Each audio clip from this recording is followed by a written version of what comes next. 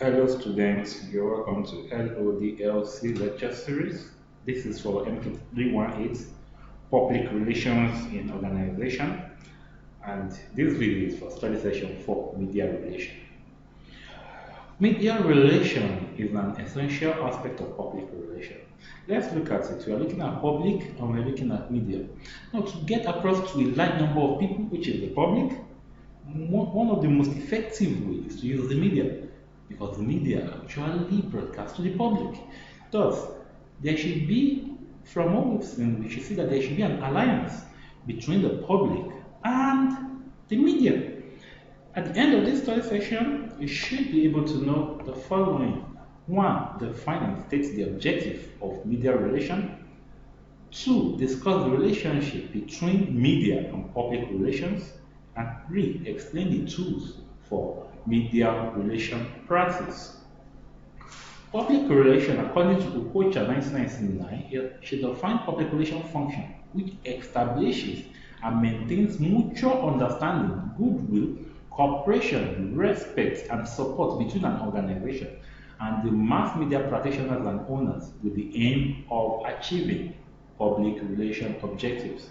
This rightly implies that media relations are concerned with corporate organizational deliberate and conscious efforts at seeking and achieving cooperation of the media. Organizations need this profitable relationship, given that it adds to weight of negative media coverage. Media relations are essentially a two-way operation. It is the link between the organization and the media, comprising the press, radio, and television.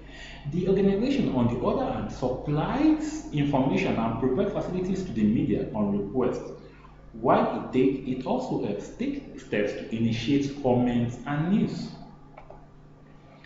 Relationship between media and public relations. Like I said earlier, I said that you want to reach the public. The best way to do it is to use the media, as the work of the media is to send information to the public. Thus, according to Marshall and Kingsbury in 1996, they said PR has become one of the most important external influences in journalism as it is now practiced.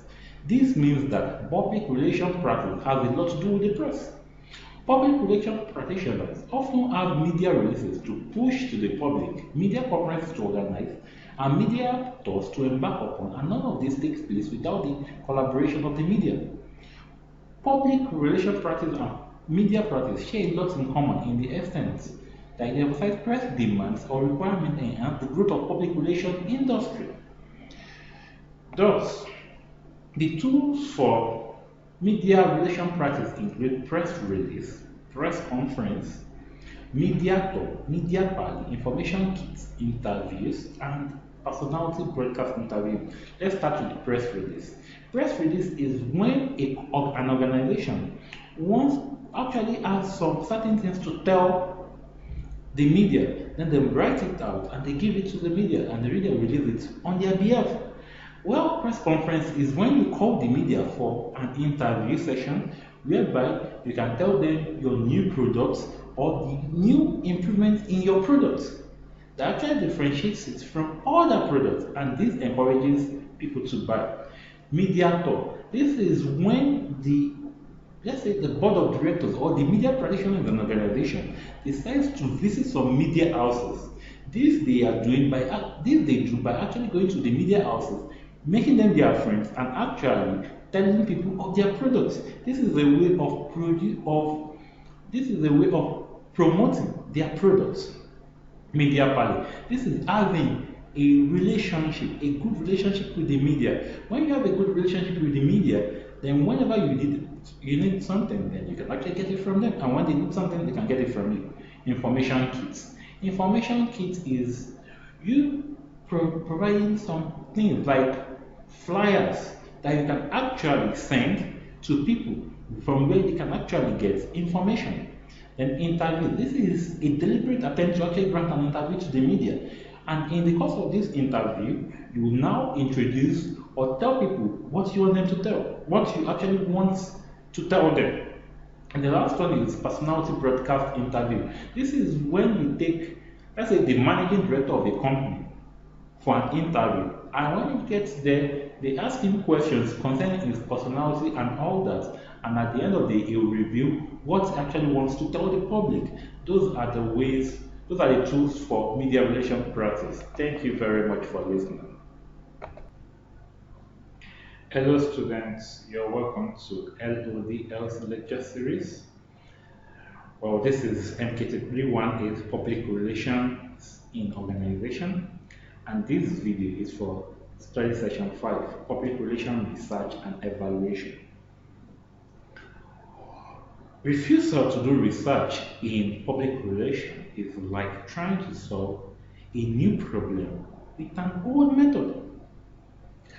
The way in which new problem crops up in public relations is enormous as trends and technology changes almost on a daily basis. Thus, there is a need for us to actually perform our research to see where we are with the public. At the end of this study session, we should be able to do the following. 1. Explain research and the forms of public relations research. 2. Explain the ways in which research can be used. And 3. Discuss the scope of public relations research. Let's start with the definition of research.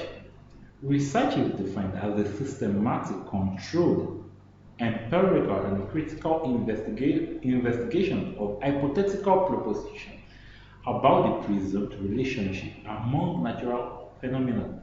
That was the definition of Kellinger in 1979. Research can also be said to be a systematic probing of the relationship existing between variables. The implication is that a research exercise is usually geared towards providing a dependable solution to a problem. It usually raises questions as to why certain things happen in certain conditions, and what is the relationship between certain things, and how best can this be controlled. There are different types of research. We have the applied research, we have the pure and the basic research, and we have the introspective research. Let's start with applied research. Applied research, from the name, is only carried out because of its importance, because of its usefulness to something else. As the name implies, applied research is used to, in public relations, is used to aid management decisions regarding specific personal problems, sales strategy, image problem, information diffusion problem, etc. It is in public research, in public relations, applied research is used in two contexts.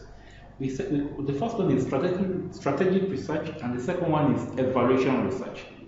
Strategic research borders on empirical evaluation of public relations, offering home campaigns. Evaluation research is concerned with systematic examination of the potential of such offering or campaigns in solving the problem that they are meant to solve. Pure or basic research is only needed for academic use. This is an investment in why some certain things happen, under which condition do they happen, and why do they happen, and how best can they be controlled or can they be avoided. It is majorly used for academic purposes only, whereas introspective research is the process of thinking deeply about your own introspective. According to Summers, is the process of thinking deeply about your own thoughts and feelings about what is real, the real meaning of your thoughts. Thus, in public relations, and introspective research is an inward look at the public relation as a distinct field of learning. This we want to know where it started, where it is, and where it is going. Ways in which research can be used. Research can be used in the following ways. 1. To formulate strategy.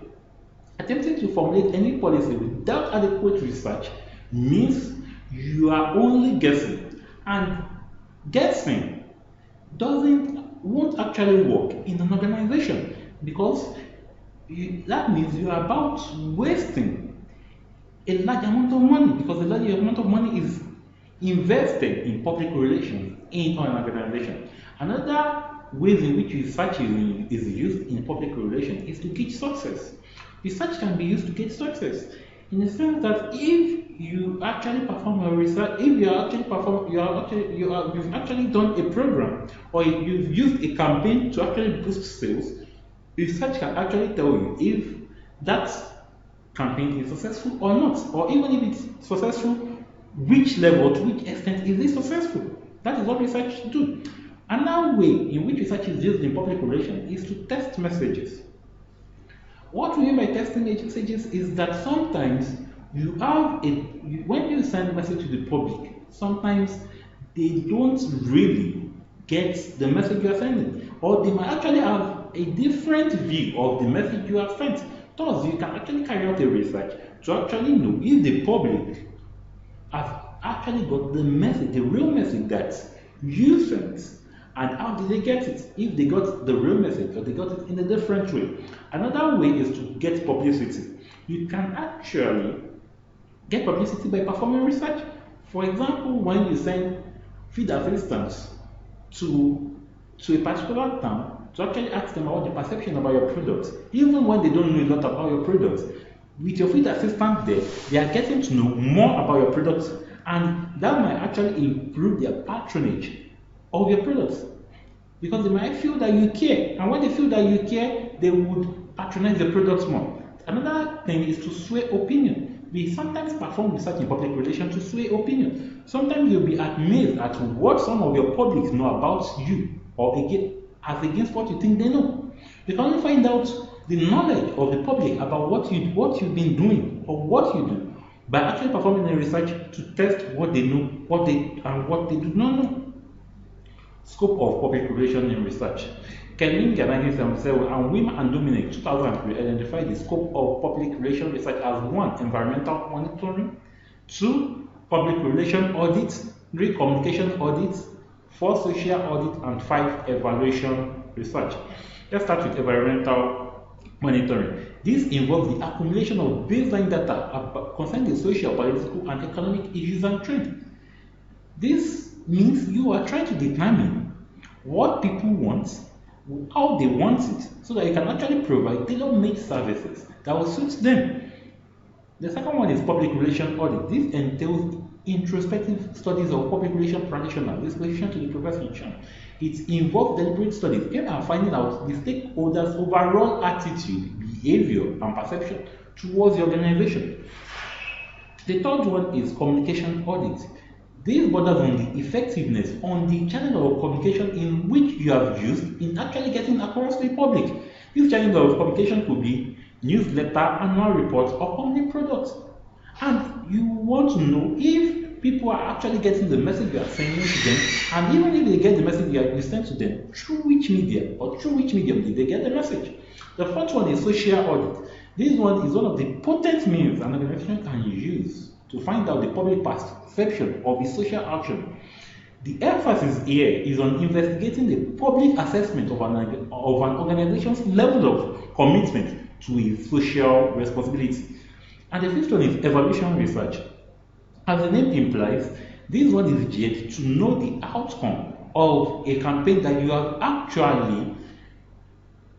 actually done. For example, if you have tried to actually promote sales of a particular product using a 2-in-1 offer or any other offer, this one thing, by carrying out an evaluation research, it tells you where you are before you actually you introduce the campaign, and where you are after the campaign. That can be used to gauge the success of the campaign. Evaluation. Evaluation asks this question: how effective has our strategies been? Usually, when you adopt one method in public relations, when you actually want to actually do a campaign, you adopt a campaign, and you must evaluate its effectiveness, as the effectiveness of the campaign would let you know if the campaign you adopted is right or not. Any public relation process without built-in evaluation mechanism would at best be a guesswork. You will never know if it worked or not. And even if it worked, you will not know why it worked. And if it doesn't work, you will not know why it doesn't work. One thing you should know is that there is no one public relation approach that is a surefire for success. Thus, what you can use now that might be successful might not be successful when you are solving another problem. Thus, before you mount any kind of campaign, you must equally put a proper evaluation mechanism in order to assess how well you have achieved your set campaign goals and objectives. To do a good job of evaluation research, you must know where you are before the campaign and be able to assess your campaign by evaluating the present and the past. And evaluation research set out procedures for determining the success of public relation plan from the beginning. Thank you very much for listening.